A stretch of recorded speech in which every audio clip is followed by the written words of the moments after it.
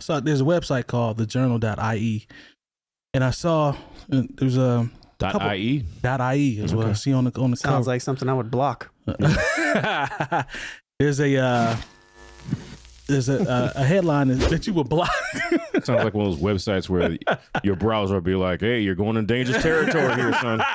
Do you really want to go here? But it says, it's an opinion piece that it says hip hop culture has been misunderstood. It's not about misogyny or glorifying crime. And I'm gonna read this to y'all, and then we can kind of discuss it. Cool. Read the whole thing. No, I'm not gonna read the whole thing because we'll be here. Yeah, over our time. We went over you reading tweets a couple weeks ago. So. Oh, did it 10 minutes? Well, okay, give or take. Terry, you might need to help him with the. Thank you. But it says, got you. It says, you sometimes see hip hop associated with bad language, misogyny, or glorifying crime, violence, drug use, or sometimes you see musicians glamorizing substance abuse or crime. But this doesn't hold true to what hip hop is at its core, which is a culture built on values of social justice, peace, respect, self-worth, community, and having fun. Hip hop was actually created to change the status quo and to enable, empower, and showcase those groups and individuals that have been cast aside by social elites. I'm trying to read it fast, man, because long on me about the time. But anyway, no, I just wanted to be clear. But it's kind of coming off like he's saying that what it was built on is still here. Mm-hmm. Like the foundation, like it's still depends on the messenger. Huh? Depends on the messenger. So I'm asking, like, I don't know if I necessarily agree with that because of how we see it. Like the things that we see now have nothing to do with what he's saying that it's actually built on. But to your point, I'm gonna come to you first because you just said it depends on the messenger, right? Or how it's put out, because he's talking about the grassroots, which I agree with. Everything he said was right, but does it come off like that now? That's what I'm saying. So I'll come to you, Terry. What do you think? I mean, because like I don't think it depends on the messenger. What it was built on stories of struggle and trying to tell you exactly what's going on from my point of view, and we not necessarily do exactly what I'm doing. Just I'm putting my life into a poetic musicality, so to speak. And since then, it's kind of it just depends on who you're listening to, because you have people that were on the outside of the culture and thought that and took it a certain way, and they just run with that side of it. Well, I'm just going to use it for this, whereas the original form, like the article states, that's not what it was about. Even when you talk about Jay Moore's favorite, Ice-T, he was not specifically aiming at trying to get you to get into gang culture. And then even when NWA followed up with their stories or whatnot, some of them weren't even in gangs. Good point. It's just a matter of trying to explain to you our situations. And even Jay-Z said in a few of his rhymes, I'm saying that so you don't have to go through that. Yep. So it just depends on who's actually doing the music or saying the rhymes and how they took it and where they want to take it. Because even when they interview some of the newer cats, they don't want to be socially conscious. They just want to get to the bag. So it just depends. I can see it on both ends of the coin, to be honest with you. So, Jay Moore, I'll come to you. What are your thoughts? Like just the overall, because I agree with he's saying. Like that's true. I guess I was kind of looking at it from the standpoint of just if you pull back and just take an overall snapshot, how is that perceived? You know what I'm saying? Well, this is the thing, and I try to say this every time, something similar to this comes up. Hip hop is always going to be youth culture. Yeah. And the older you get, the further you get away essentially from what is youth culture. And a lot of times by the time someone starts to writing articles, or even us, discussing what happens in hip hop, there are blind spots I will admit I have just because I'm 44 years old right now.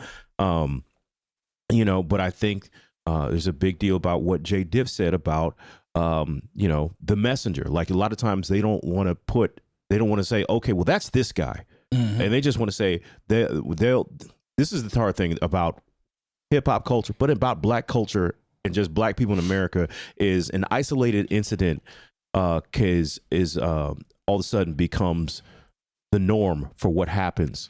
And so they'll see, okay, this happened to someone, some kid, one of these young rappers gets shot because he was talking about violence, this, that, and the third. The same thing they do with 𝐻𝗡𝗔𝗥𝗏.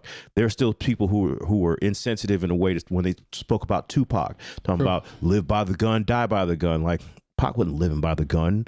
You know what I'm saying? Like, he was an artist who got caught up and probably could have used some guidance and been steered in a certain direction. That's fair. But we don't want to, once again, we talked in the pre-show about giving people a certain level of grace, with the kid 𝗡𝗲𝗄 𝗢𝗏, and I know he's going through some things right now. Yeah. Everybody talks about that song Back in Blood and wild reaction it gets, but like, did you listen to the song No Profanity that he did off of the Judas and the Black Messiah album? There it is. A lot of, like I've said it before, a lot of these young kids are trying, a lot of these kids are telling you what's going on for real in the streets. And they're trying, not only is it a cry for help, but it's also them telling you is like, look, Pac said, I was given this world. I didn't make it. Yeah. And that's what happens. And like, that's why I can only be so critical of all of these artists. Cause God bless 𝗔𝗲 Tucker and the people who are of her ilk. But you got to realize, and that's what I'm realizing now, is like the people you were railing against and going to talk to Congress and the rest of these white folks about, like, these were your kids. Yeah. Not your kids literally, but these were your kids. And like, they needed your help. They needed your guidance. But once you got a little bit of light on your own, and you had a platform, instead of giving them your guidance, you got on TV and talked bad about them, and then you self-hate moment. And then you wondered why they was making songs about you, and denigrating, because you're supposed to be the elder. You're supposed to come to them and say, look, young man, we what you're doing isn't right. That's why I'm never, even though I see a lot of things I don't like. I'd rather use my platform to say, look, this is not the way to go. I've seen this movie before, Young Blood. This is what we need to be doing right now. So I'm not going to be that old person that talks down on young people. But when we talk about is hip hop misunderstood? Yes, hip hop is always going to be misunderstood because the majority of the people who write about it don't live it. And the majority, you said, that's it right there. They don't live it, and they don't live where the people who create the music come from. So they're always going to misunderstand it. And I'm not just talking about white people. I'm talking about black people who write about it a lot of times because they don't come from these same situations. I want to give my dude Nate Jeezy props too, because we were talking about Lil Baby, and I was about to say that, and too. his content, and he makes a conscious effort not to say certain things. Right. And Nate was telling me, he was like, bro, if you actually listen to his music, like, he's touching on a lot of things, to your point, that are current and hit like in the culture, right? Mm-hmm. And it might not be packaged and presented the way self-destruction was or something like that. But he's like, it's the updated version of that to a certain extent. And I had to pull back because I actually like Lil Baby, but I had to pull back and go do some research on some of his records and go back and listen to certain things. And I'm like, yeah, he's hitting on certain topics and certain things here and there where I'm like, okay, I see where you're coming from, young fella, which made me more of a fan. Think about him. He makes it a point not to talk about certain things. Yeah. Like he literally said this himself.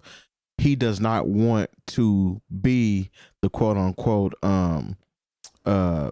stereotypical rapper that I'm only talking about womenizing and drugs and money and things of that nature. He makes a conscious effort to do that. So shout out to him for that. Yeah, like I'm glad you said that, Jay Moore, because there are, like I said with Jeezy, we had those conversations. He's put me on to a couple artists where I had to pull back and be like, yeah, you're right. Like I was looking through the wrong lens, perhaps. Look, if you just listen to hip hop as singles, like I've said this before, what is presented to you on the radio and a lot of times on TV has nothing to do with the reality of being black in America. Yeah. It is all fantasy-based music. But once again, that's why they're the singles, because a lot of times black music has always been, in a way, aspirational.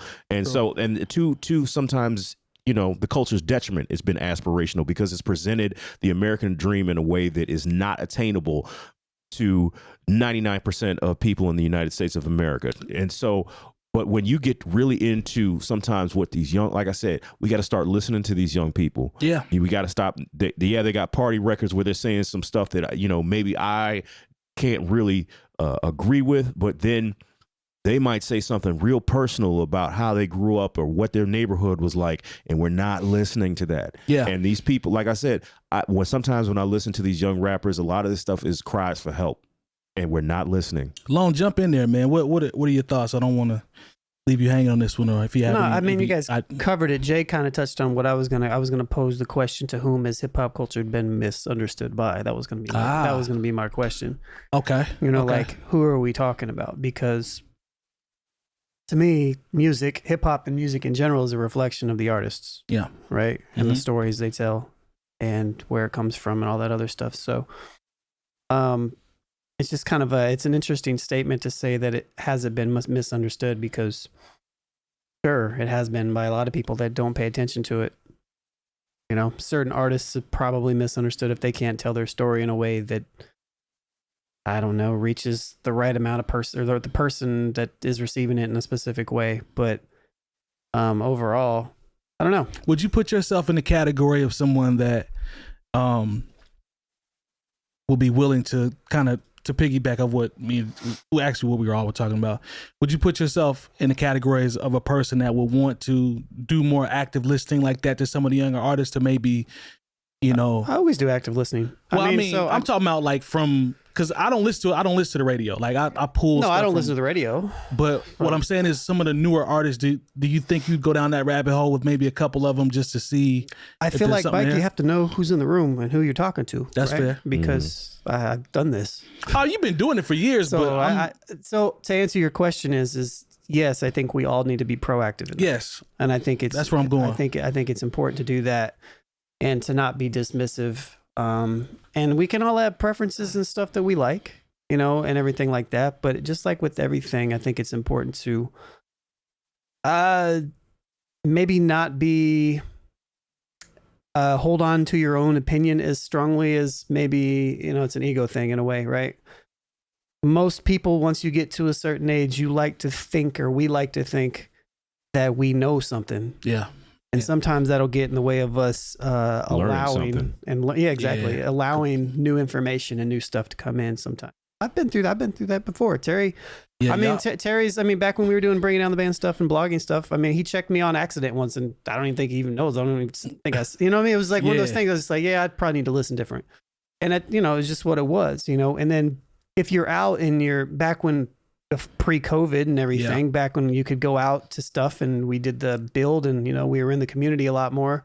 Yeah. And Terry did the show, with Sonny and all that stuff. You get to actually have conversations with artists. I get to have conversations with young producers on a weekly basis and stuff like that, and different people that come into the school and stuff like that. But I think we have to find time to what Jay said and what everybody's saying, to just to be proactive and listening. But to answer the question, it's one of those questions where the answer is obviously yes and obviously no. Yeah.